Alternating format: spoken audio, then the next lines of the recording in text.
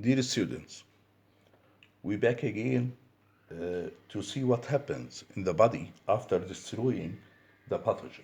We cannot leave the immune response as it is in inactive form because this active form may be turned to destroy the body own cells. So we have to suppress or inhibit the immune response after the destroying of the pathogen.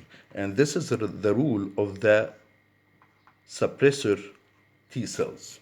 This suppressor T cells as well has an antigen on its surface called CD8. This CD8 receptor can bind to the immune killers or the immune cells, Th cells, Tc cells, and to the plasma cells. This binding to the Th, Tc, and plasma cells activate the Ts cells to secrete a sort of protein called lymphokines. Again, the Ts cells, the suppressor T cells, by its receptor on the surface CD8, can bind to the Th cells, the Tc cells, and the plasma cells, secreting lymphokines. These lymphokines can inhibit or suppress the immune response by the following mechanism. First, for the plasma cells, it stops the plasma cells to produce antibodies. Okay? The second, for the Th cells and Tc cells, for the helper T cells and the cytotoxic T cells. It causes the death of many Th and Tc cells and store some of these cells in the lymphatic organs to be ready to combat with the similar infection when needed. يبقى again ال TS cells has a receptor in its cells surface called CD8. By CD8 receptor, it binds to the helper T cells, cytotoxic T cells, and the plasma cells to inhibit or suppress their activity. So it secretes lymphokines. This lymphokines causes the plasma cells to stop producing antibodies and causes the death of many Th and T cells, and as well causes the store of some Th cells and Tc cells in the lymphatic organs to be ready to combat with the similar infection. This is the suppression after the destroying of the pathogen. Now we're going to talk about the stages of the acquired immunity.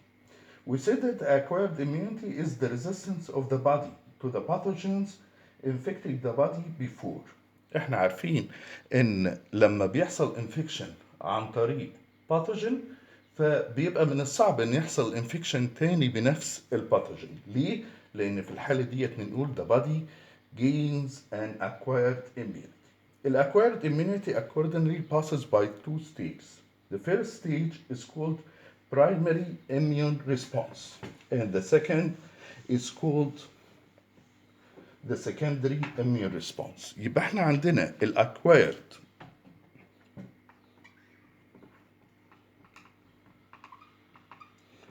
immunity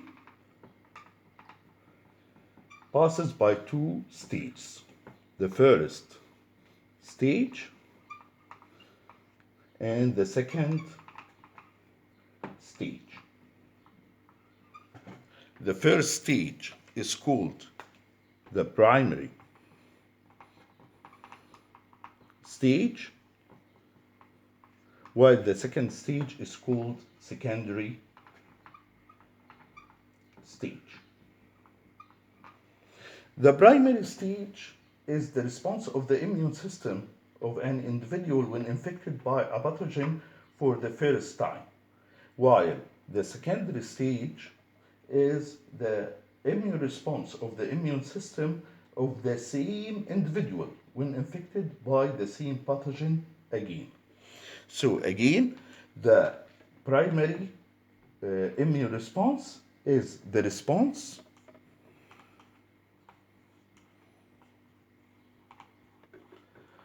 of immune system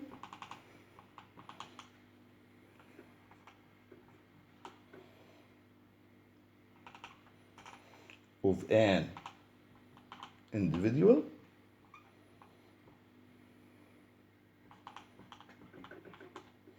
when infected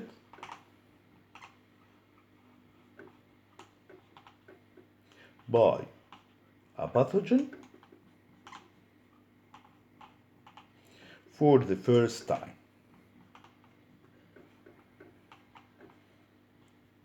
نخلي بالنا من الديفينيشن هنا والديفينيشن بتاع السكندري immune response او السكندري ستيج.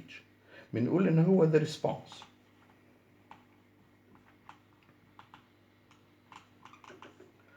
of the immune system of the same individual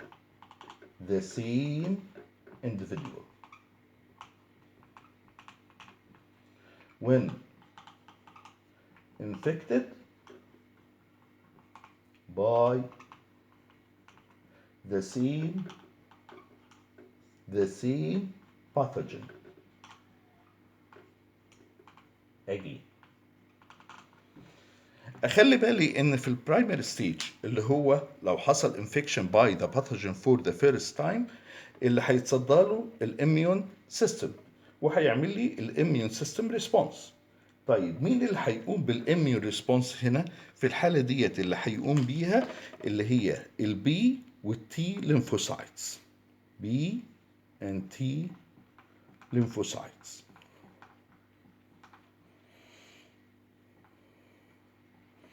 اما بالنسبه للسكند ستيج فهيقوم بيها الميموري سيلز.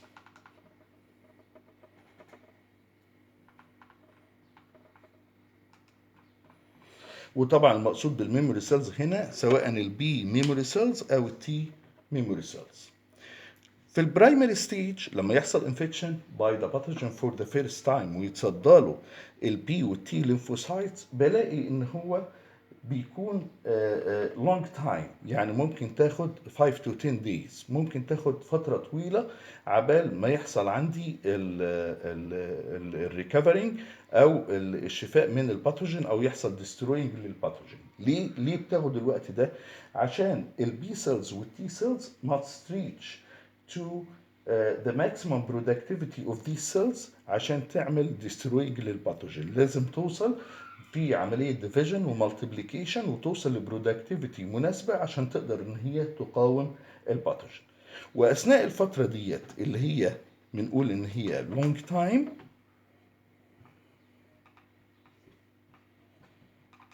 محتاجينها to reach to the maximum productivity of B and T lymphocytes. ففي الحالة ديت بيحصل عندي wide spread of the infection، بتنتشر الإصابة. والحاجة التانية بيظهر عندي symptoms of the disease. يبقى الانفكشن is widespread and the symptoms of the disease appear. ده بعكس اللي بيحصل في السكند ستيج. في السكند ستيج اللي بيتصدى للباثوجين لما يدخل مرة تانية للجسم بيتصدى له الميموري سيلز، والميموري سيلز في الحالة ديت هي عارفة الباثوجين ده وعارفة الانتيجنز بتاعته، وبالتالي هتتعامل معاه مباشرة.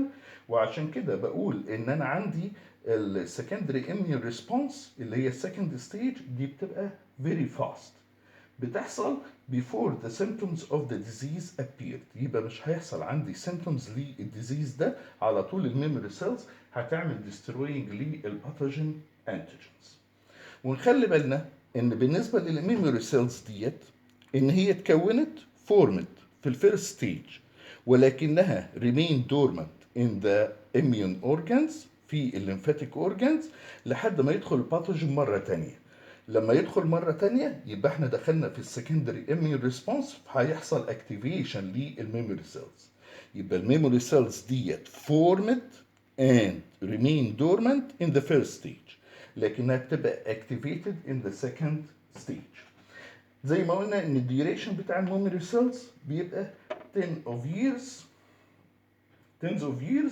or till death، يعني ممكن يقعد عشرات السنين او ممكن ان هو يستمر في الجسم لحد الممات.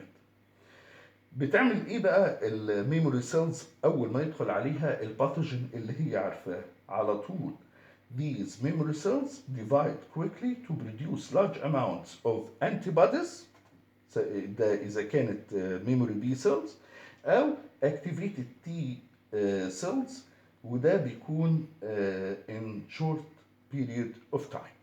يبقى الميموري سيلز ديت formed in the primary stage of the immune response وبيحصل لها activation في السكندري immune response. الميموري سيلز remain in the body till death، وأول ما بتتعرف على الانتيجين if re-enter the body it divide quickly producing large amounts of antibodies and activated T cells. ودي كانت نهاية الاميونيتي. أتمنى لكم التوفيق إن شاء الله.